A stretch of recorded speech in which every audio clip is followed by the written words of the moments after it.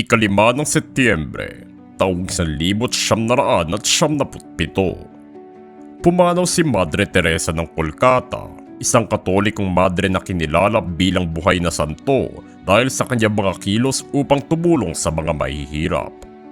Siya'y lumaki sa Albania at nagturo bilang isang guro sa Kolkata ng India, kung saan dito siya nakarinig ng tinig na nagsasabing iwanan ng kanyang kinaroroon ng kumbento upang tulungan ng mga maralita, dahilan upang agarang gawin niya ito kasama ng iba pang mga madre.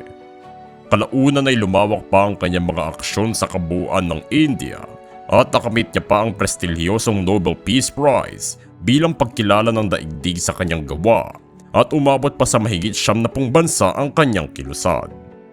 Pumanaw siya sa edad na 87 mula sa atake sa puso, kasama na din ng paglala ng kanyang kondisyon 1 taon bago ito mangyari.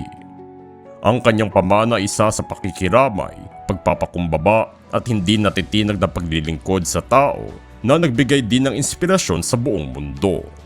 Ang pagkanonisa din sa kanya ni Papa Francisco ay nagtatak ng kanyang pangalan bilang isa sa mga santo na makabagong panahon, at patuloy pa ding nag-aalaga sa milyong-milyong buhay ang kanyang grupo.